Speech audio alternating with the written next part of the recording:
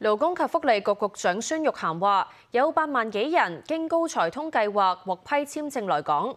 佢話就算呢啲高才將來會離開，香港都唔會蝕底。政府推出高才通等多個輸入人才計劃，受質疑成效唔高。勞工及福利局局長孫玉菡回應話：高才通實施超過2年，累計批出9萬幾宗申請，已經有8萬幾人獲批簽證嚟香港，最多人從事金融、經貿等行業。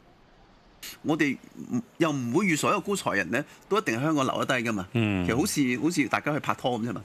即係啱就留，咁對香港好，對佢又好。如果大家種種原因唔合嘅，咁佢咪唔續咯。即係佢純粹係體驗下都得嘅。都容許㗎，對香港冇蝕底㗎嘛，係咪？佢嚟到香港佢又唔會攞你福利嘅。首批高才通簽證今年開始陸續到期，需要續簽。1月底到期嘅簽證大約300張，預計到第2季尾就有近1萬張簽證到期。續簽嘅結果我哋都滿意嘅，亦都係我哋覺得都好樂觀嘅。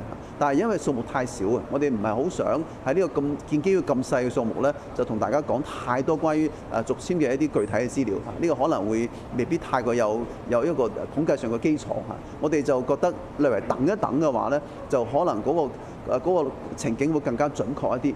至於實行咗1年半嘅補充勞工優化計劃，孫玉菡表示有大約51000宗申請獲批，最多人從事飲食業，包括超過1萬個廚師同埋8500個侍應。